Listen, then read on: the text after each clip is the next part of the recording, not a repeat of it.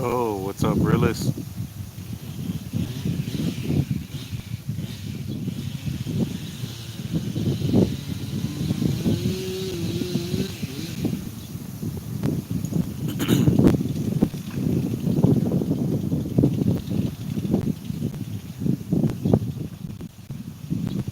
Yo, Spin Cobra. Oh, this is Stedman. New face in the chat. Hey, welcome in. I appreciate you dropping in.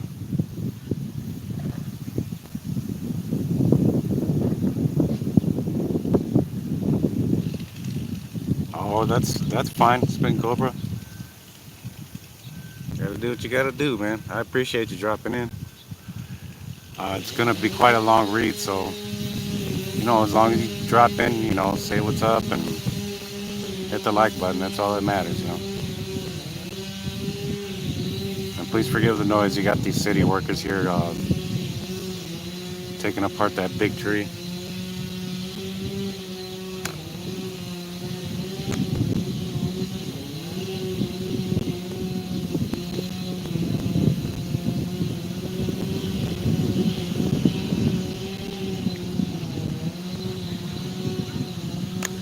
Eat your broccoli. Fun loving couple. Welcome. I decided to start a little bit early.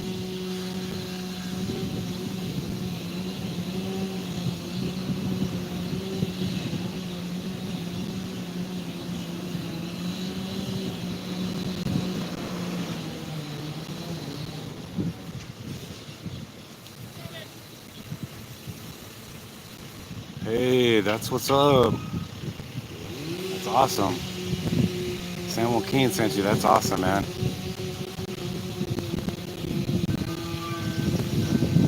Oh, if he's watching, hey, thank you, man. I appreciate that.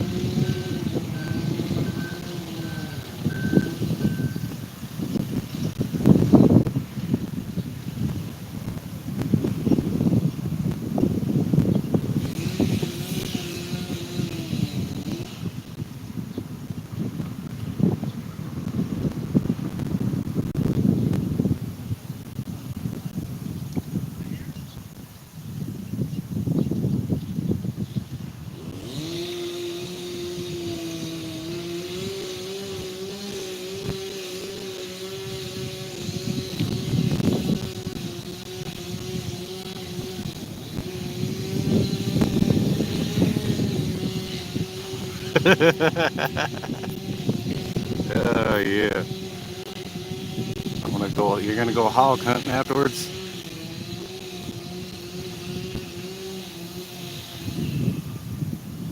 Right on.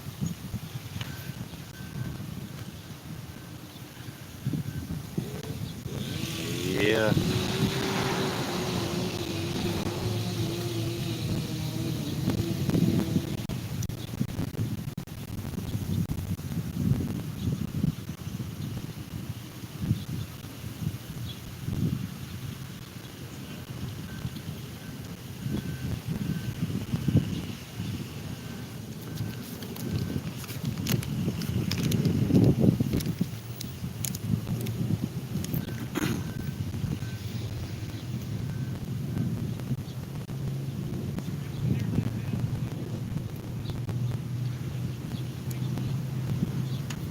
Yeah. I'm gonna go move underneath the Ramada here, guys.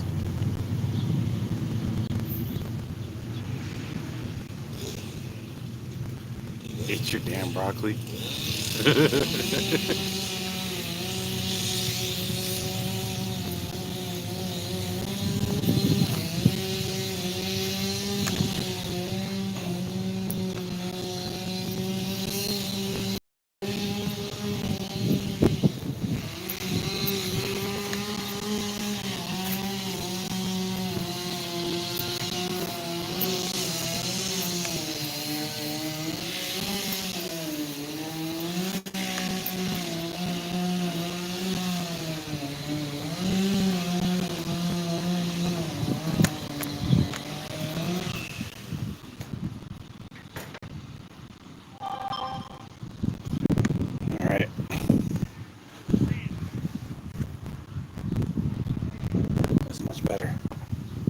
like sitting under a tree.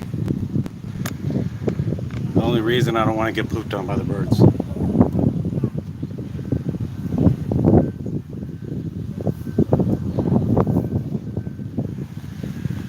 Alright guys, without further ado, we'll go ahead and get right into it.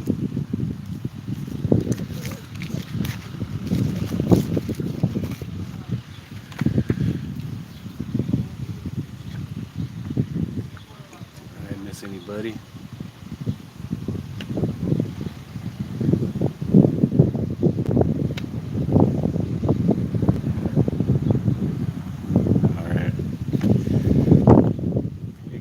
County, created on February 1st, 1881. From the southeast corner of Pima County, started out with so much trouble that the governor threatened to declare martial law. The booming silver mining town of Tombstone won the county seat over its contenders Bisbee and Wilcox. The county's creation with its lucrative appointment of federally appointed county officers contributed to the famous gunfight on October 26, 1881. From its inception, Tombstone and Cochise County had been plagued with a cowboy gang and alliance of cattle thieves who had been run out of Texas and New Mexico, and who stole, murdered, and committed mayhem at will on both sides of the U.S.-Mexico border. The Clantons, McLaurys, Johnny Ringo, Curly Bill Brocious, Buckskin Frank Leslie, Billy Claiborne, and other infamous outlaws helped themselves to cattle belonging to legitimate ranchers. Tombstone residents look forward to special entertainment. On July 4th, 1879, an itinerant circus proprietor routed Mayor Carr out of bed at the ungodly hour of 8 a.m. to get permission to exhibit his fabulous attractions. The mayor said it would cost him $250 to set up a tent. The proprietor exploded and then set up his tent just outside the city limits. Tombstone turned out in high expectation, only to be disappointed by a menagerie of emaciated, melancholy animals. Tombstone has always been one of the few places in Arizona where one cannot wear your guns to town, son. Although there are those who are working to get that law revoked.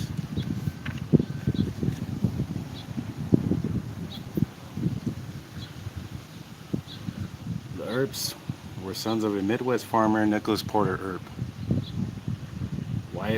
White Berry Staff Earp was born in Monmouth, Illinois on March 19, 1848. 2 years later, the Earp clan moved to Pella, Iowa, where Wyatt's brothers Morgan and Warren were born. After the Civil War, Wyatt and Virgil, another brother, left the farm and worked as freighters and lawmen in Dodge City. In December 1879, Virgil and Wyatt Earp arrived at Tombstone to open a stage line. After discovering that the business became very competitive as two small stage lines were already in place, they turned to gambling and saloon keeping. Brother Morgan joined the Earps. He joined the Earps in their saloon venture. Their other partners included Bat Masterson, who became famous as a sports writer, and ne'er-do-well Luke Short. One good thing to be said for Short was that he supported many good causes such as fundraising a beautiful baby contest.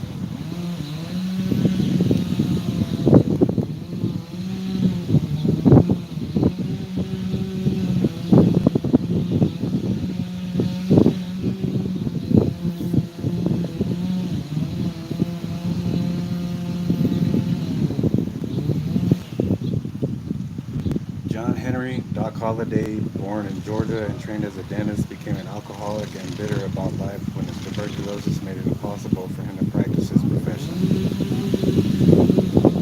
Doc Holliday, a fair-haired Southern gentleman, was well educated with impeccable manners and was a sophisticated dresser. Margaret Mitchell's second cousin was John Henry Doc Holliday. Mitchell was the author of the all-time bestseller Gone with the Wind. There are pictures of the Holliday family in Mitchell's Atlanta home.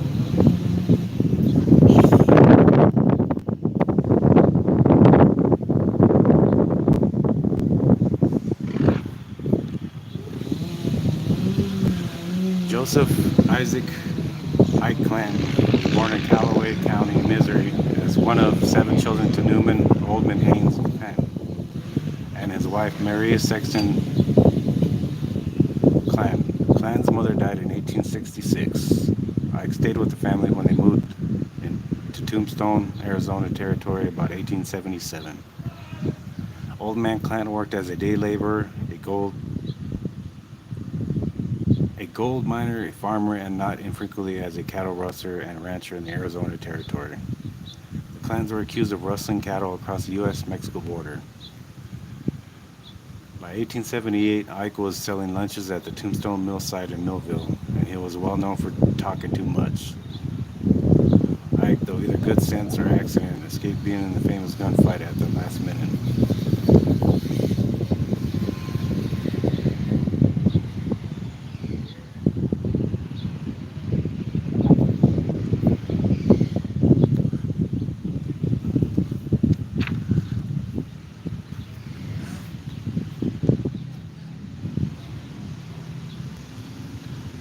Apache Indians in the Arizona territory named Juanita Lynch, Juanita's father, Albert G. Smith, a graduate of DePaul University.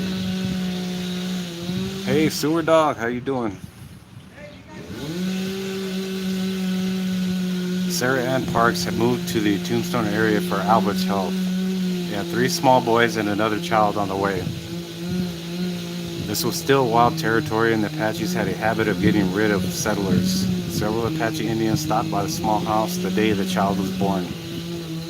When they were invited in to eat, they noticed a new baby girl with a fringe of red hair and asked if they could name her. Their surprised parents said yes. The Apaches suggested the Spanish name Juanita. After Alfred died, Sarah Smith moved her family to Hutchinson, Kansas, where her mother lived. Alfred's wife never remarried, but his daughter Juanita married a Kansan whose brother helped turn the Arizona territory into state. Her brother-in-law was Charles Lynch, an executive with the copper mine in Jerome, who also dealt in Jerome real estate.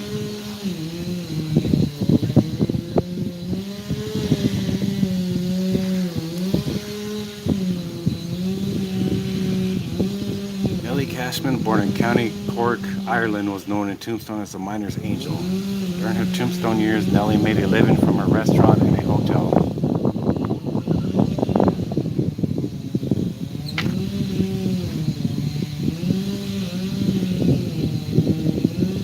She also bought and sold a number of profitable mine properties. It was said no one ever left her establishment hungry, but woe to the person who dared to criticize her cooking.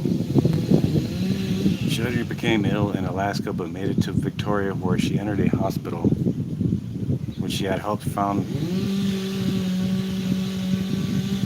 Yeah, I started a little early, Tapatios. Found her newsworthy. She has her own postage stamp with this portrait and a tombstone scene in the background.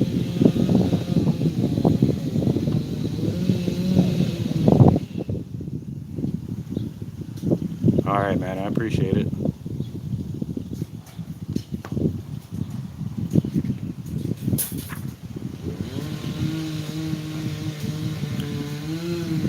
Celia Ann Maddie Blaylock was the second romance of Wyatt Earp. Maddie, born in Wisconsin and raised in Fairfax, Iowa, ran away from her home at the age of 16 and worked as a prostitute in Dodge City, where she may have met Wyatt in 1873. Probably never married, but in the 1880 United States Census, she is listed as Wyatt's wife. In Tombstone, she became addicted to opium. When Wyatt became infatuated with Josephine Marcus, there were several severe altercations. When it became obvious that Wyatt had no more interest in her, Maddie went to Pinal City, where she worked as a prostitute.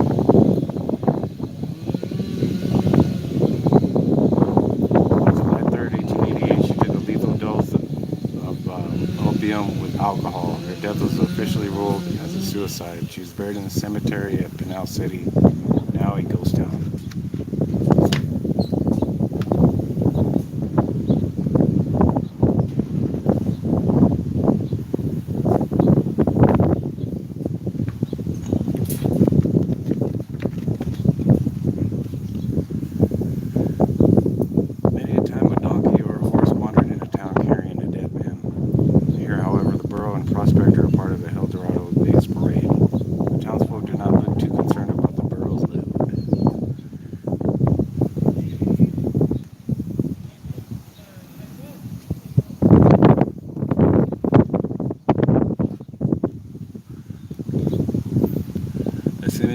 5th and Toughnut Streets, where Ellie Cashman ran her boarding house and restaurant. In the background is the firehouse.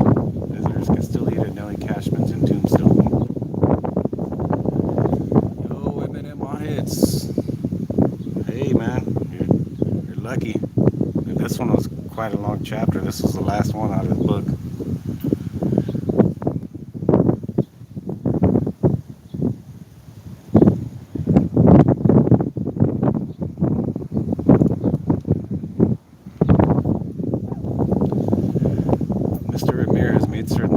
Residents were properly shod with both new footwear and repaired boots and shoes. Also, Kyle, what's up, brother?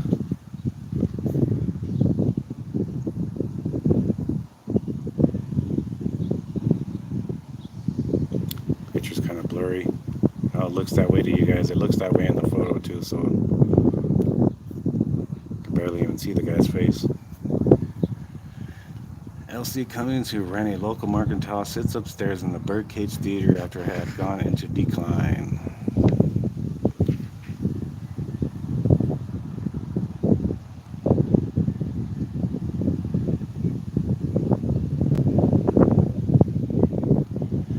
Get your broccoli.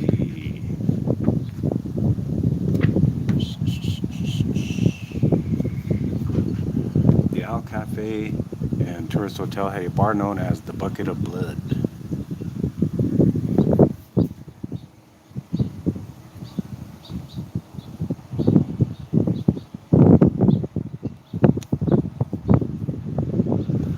All that is left of Wells Fargo Tombstone Station is crumbling adobe bricks. March 1881, Wells Fargo was the center of a holdup. The trouble between the Earps and the Clanton and McLaury boys may have grown out of the robbery of the Benson stage. On March 15, 1881, the stage with the Wells Fargo and Company Express left Tombstone for Benson.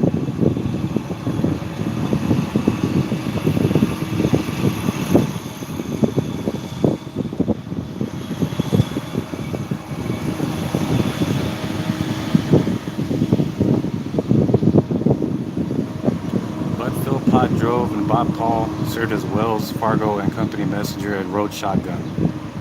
At 7:30 p.m., the order to halt was given along with 2 shots. One shot killed Philpott and the other perforated the cushion upon which Paul was sitting.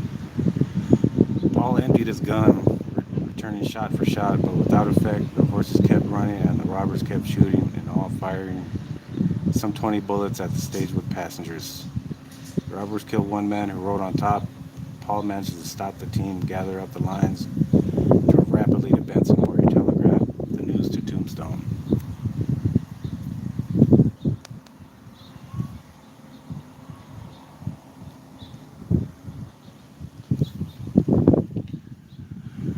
To continue to Wells Fargo's story, Agent Williams of Wells Fargo and Company and the Earp brothers prepared to hunt for the robbers. At 8:30 that same evening, Doc Holliday rode up to a saloon in Charleston, 10 miles from the scene of the attempted robbery, and asked for Billy Clanton. On being told that he was not there, Holliday started for Tombstone. Around 10 p.m., he rode up to a saloon on a back street in Tombstone and called for a big drink of whiskey, which he drank at a gulp without dismounting. At midnight, the agent and Earp brothers, with Holliday, left town to meet Bob Paul. It was too dark to follow a trail, but the next morning they found 3 masks made of hay rope and about 20 large-sized rifle cartridges. They followed the trail for about 3 weeks without catching anyone except a supposed accomplice who escaped from the jail.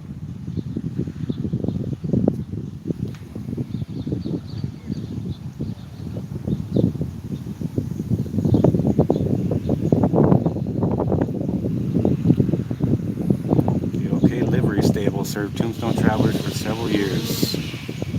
Before the 19th century, hotels had livery stables. Facilities at a livery yard normally included a loose box of stable and access to grass for the horses to graze. It also provided horses for those who did not have their own. Long after the infamous fight at the OK Corral, which did not actually take place at the OK Corral, was over, it still served many travelers as a livery stable.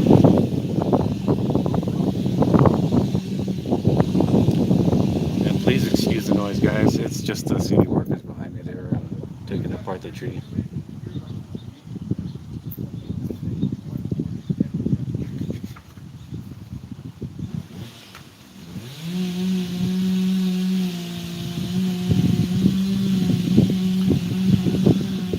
This is Tombstone in its heyday.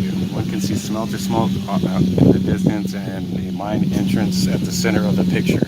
Fueled by mineral wealth, Tombstone had a population of 1,000 by 1881. Along with refrigeration for Phoenix, for ice cream and later ice skating, water, telegraph, and midnight telephone service. Capitalists moved in from the eastern United States and mining was carried out by European immigrants.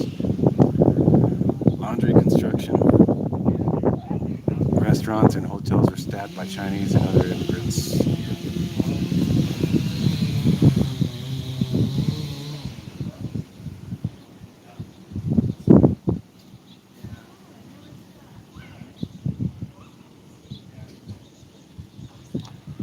Yeah,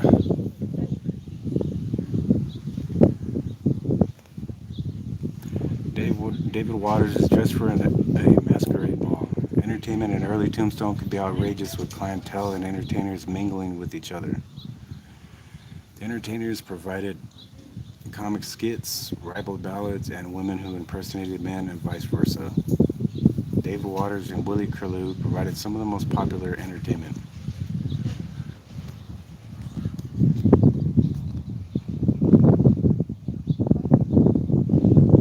They did that though.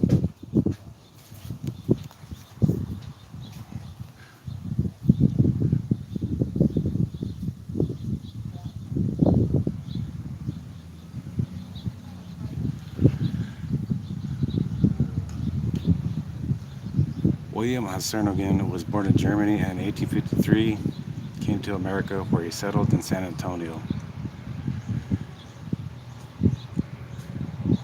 Hey, UBRS. What's up, brother? Thank you for joining. However, others had the same idea that there was soon a glut in the stagecoach market. He got out of the stagecoach business and prospered in ranching, which included cattle and sheep. He also served as Justice of the Peace in Benson, Arizona.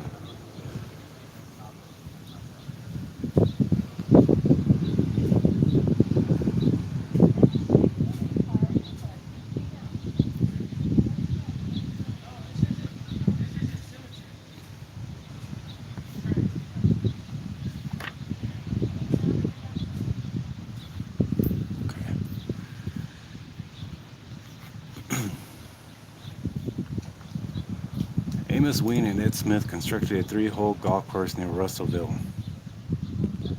which some unkind souls claimed was nothing more than a glorified sand trap. They purchased their golf clubs through the Montgomery Ward catalog and trained their horses to stand still when they dropped the rein, so they would not wander off while they were playing. Both men worked as miners, ranchers, and lawmen in Cochise County. Ween was also a truant officer and would parade kids who were staying out of school through the streets of Benson. Smith ran a saloon in Charleston. Just playing a few holes of golf here, guys. And the horses were their golf carts.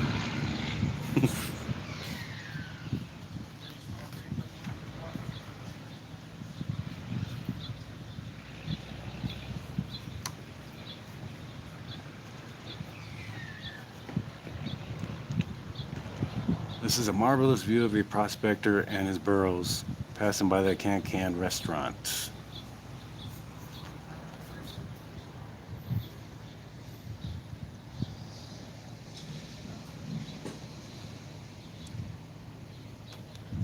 Another Tombstone band assembles for a portrait in front of the Tombstone SA office and the Nobles Hotel.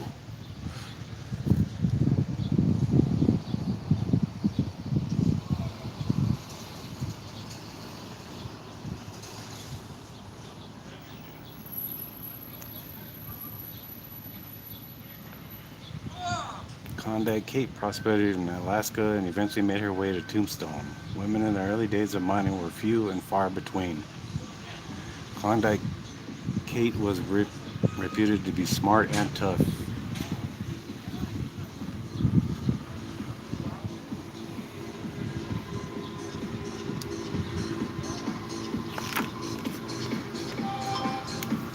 Soldiers from nearby Fort Huachuca frequently visited Tombstone. Wayne Winters and a friend posed for a picture before searching the hills for their fortunes.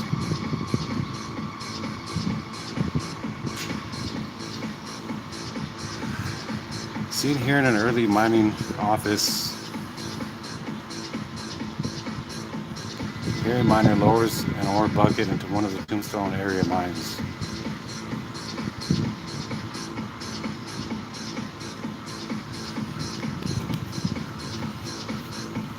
Miners are climbing on underground ladders. Mining, especially underground, was and still can be dangerous. Hold on, guys. I gotta fucking. I'm gonna damn get a fucking copyright strike here. God damn it. Shit.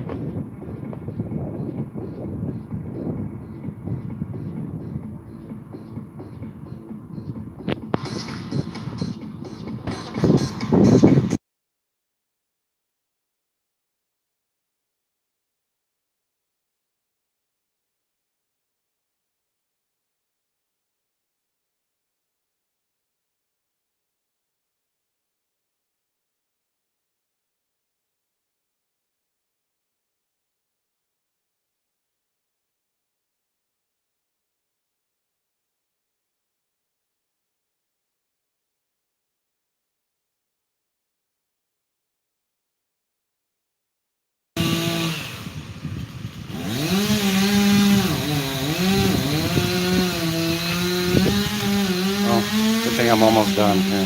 Shit. These students at Tombstone's Walcott School, for picture from left to right, from yada yada yada yada yada, all the names. I'm not going to go through too many damn names. The school was named after Frank Newton Walcott, who was a longtime trustee of the school, a Tombstone Justice of the Peace, and ran a department store on Allen Street. In 1917, he went hunting in the Chiricahuas and accidentally shot and killed himself. It was said that his funeral was one of the largest in Tombstone. He's buried in the Allen Street Cemetery. Yeah, there was a guy here playing his goddamn house music, so I had to mute it for a second.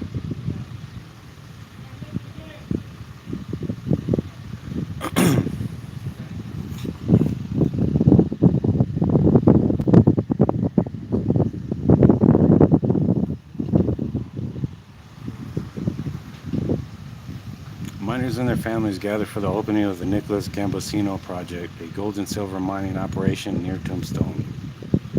Pictured here is one of the restricted admittance signs for the Nicholas Gambosino Project. One of the favorite signs hung at the mining project read, "Trespassers will be shot, survivors will be prosecuted."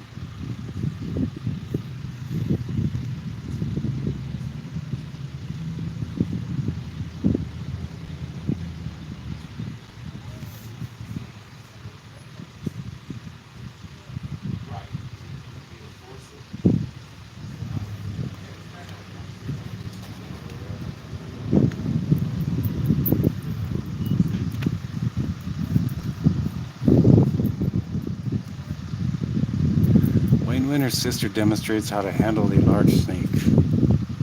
Wayne Winters pans for gold while his best friend waits patiently nearby.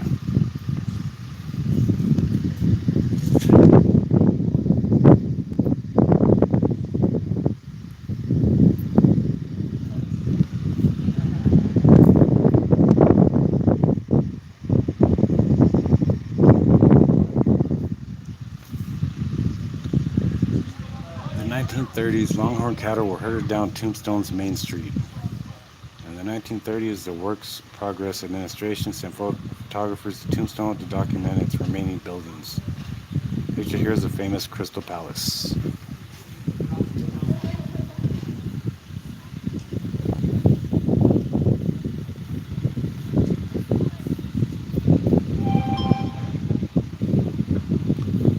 Sinaloa, welcome. Appreciate you guys dropping in.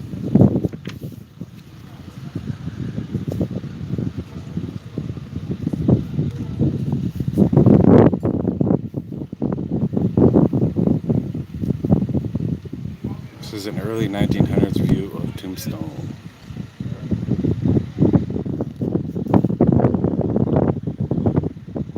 Al Tognoni was a mining engineer and a mining attorney who loved to search the mines of California, Nevada, and Arizona, especially the Tombstone area.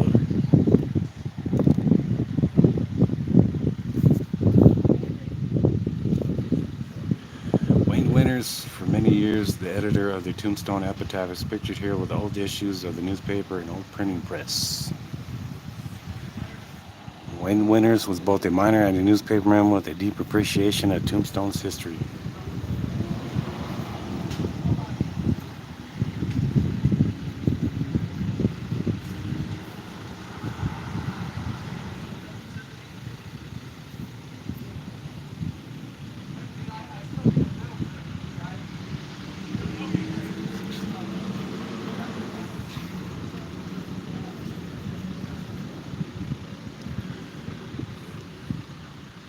Wayne Winters, editor of the Tombstone Epitaph, was also the author and composer of Campfire Along the Treasure Trail, True Treasure Tales.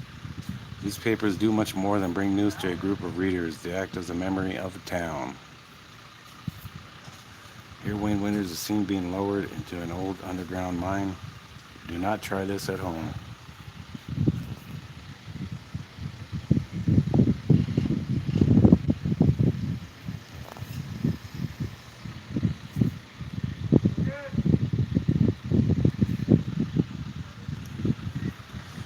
Dancing girls have always been a part of Tombstone's lore, and today they perform on the streets of Tombstone.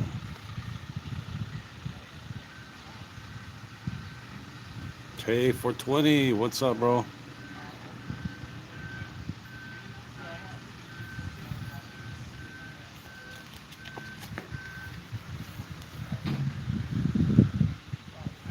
In Tombstone, wild burros range through a desert habitat and do fine as long as they are within 10 miles of water. The wild burro was introduced in the Southwest by Spaniards in the 1500s. They have long ears, a short mane, and reach a height of up to 5 feet at the shoulders. They vary in color from black to brown to gray. Their faces are gentle, but they can have a mean kick.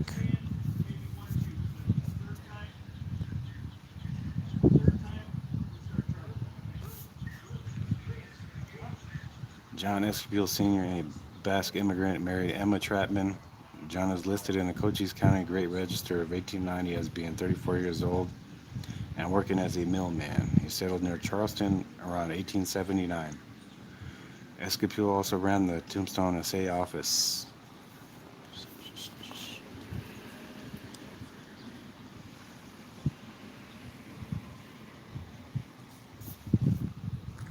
See if I didn't miss anybody.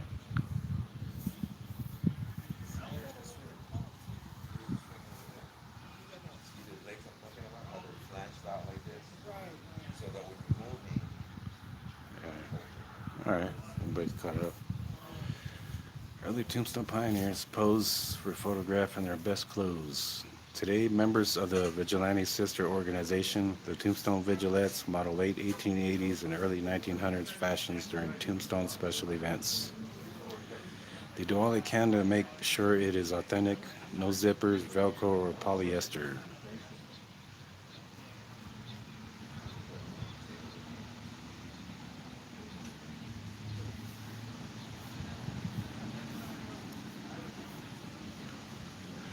Mining life may have been difficult, but the people always seem to be enjoying themselves.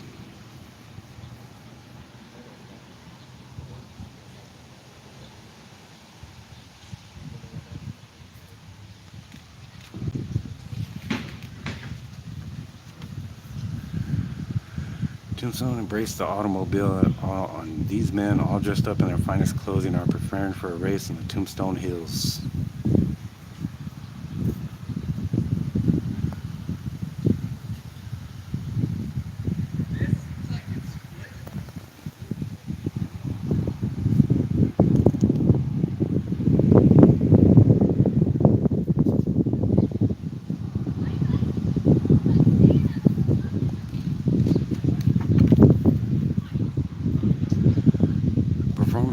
Groups such as the Vigilantes and Hell's Bells help keep Tombstone's sometimes rowdier history alive.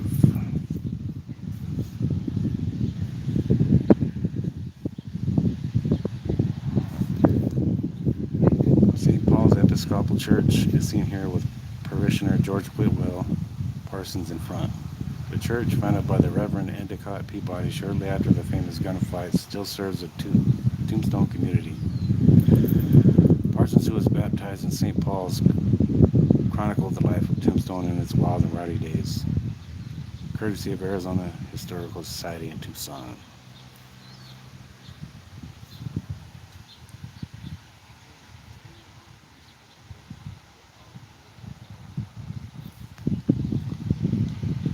Men are getting ready to install mining equipment in the Tombstone Hills.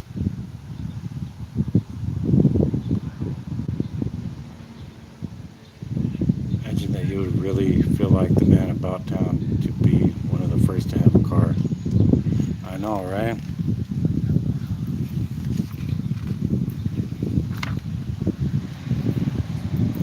This horse-drawn wagon is parked in front to the Piers post office, which was established on March 6, 1896. It made its run from Cochise, a railroad town, to Piers.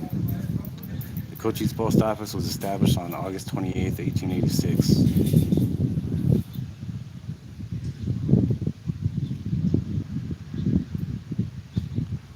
Photography was still a novelty around 1900, and tombstoners and at least one dog would use any excuse to stop what they were doing and get themselves in a picture.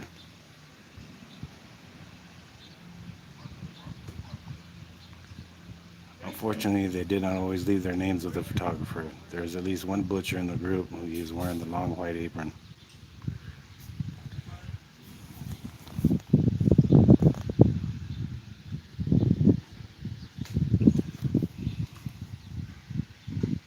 You can't even see the dog barely. Look at that.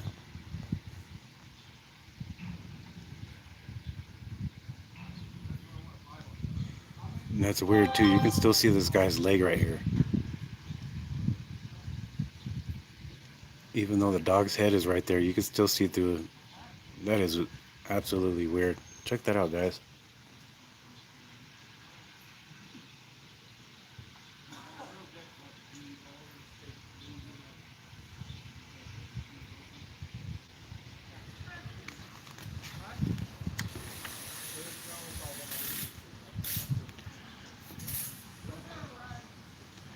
Terco Paco, also known as Jerry Brewer, walks the streets of Tombstone as the town's ugly bad man.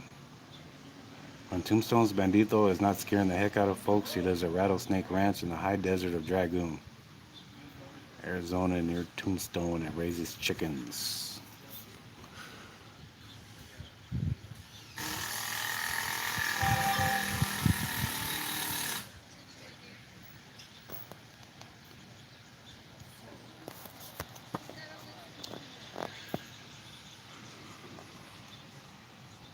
George and Nancy Lewis Sosa pose in front of the Old West bookstore.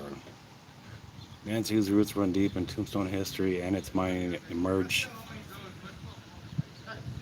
is emerging as a premier historian, sifting through articles and photographs. She's responsible for collecting material, getting sites on the National Register of Historic Places.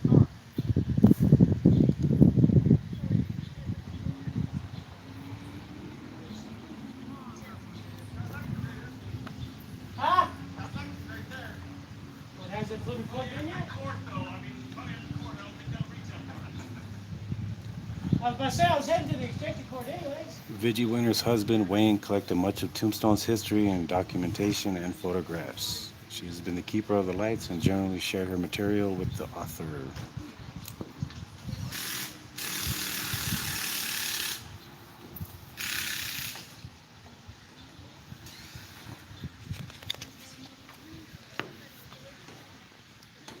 Linda D Ambrose operates the Old West bookstore at Allen and 4th Streets, once the site of the Occidental Hotel in the heart of Tombstone. Here one can find almost everything in print on Tombstone, along with other Western literature. Linda's husband, Gino, also showcases his handsome leatherwork in the store.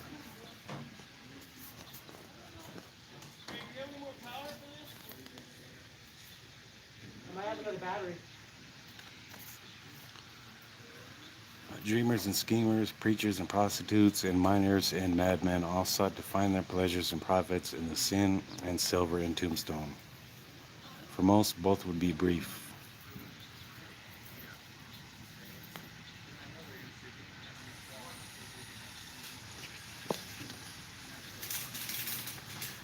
Well, that's gonna do it for that one, guys.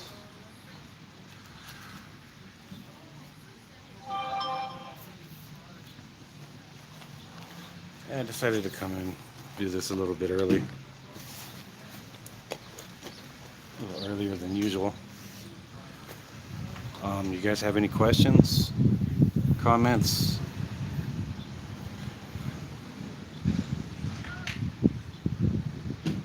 Or if you guys want to drop each other's links, you guys can go ahead and do that.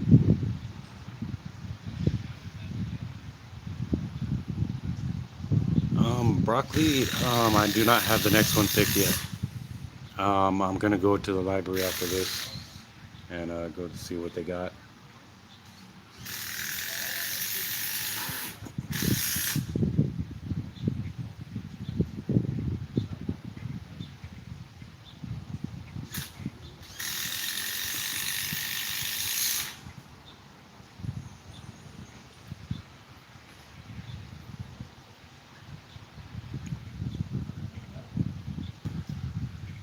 Just kind of upset because this damn guy rolled up here with this damn loud ass house music, man. I felt like going over there and smashing the damn speaker. And I found the mute button on here and I muted that shit. I hope I don't get a damn copyright bullshit. I don't have to take the damn video down.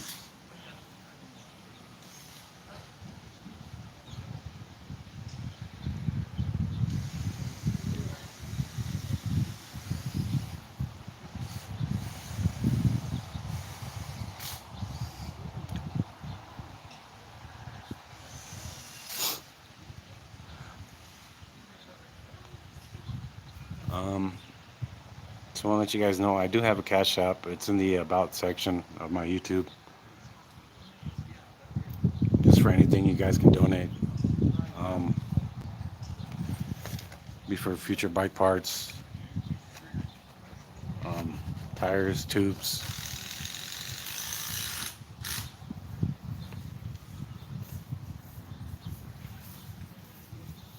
If you guys can, whatever you can helps, you know.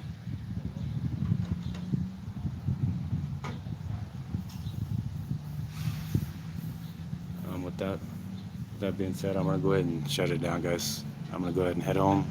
I'm gonna stop by the library first, and I will drop a picture in the community wall with what I picked next. And I appreciate all you guys for dropping in. And a new visitor too, by the name of Melissa Stedman. And she was brought here by San Joaquin. So that's pretty awesome, man.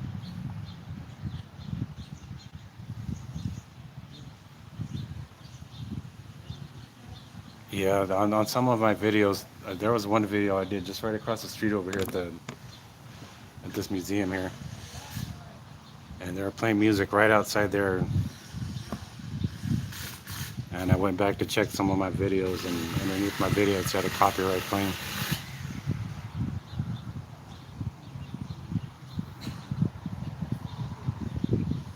So I hope not, but I'm gonna go ahead and head to the library here, and we'll see what else they got. I thank you guys for joining me today. This is Jose G here in Wilcox. Later, guys.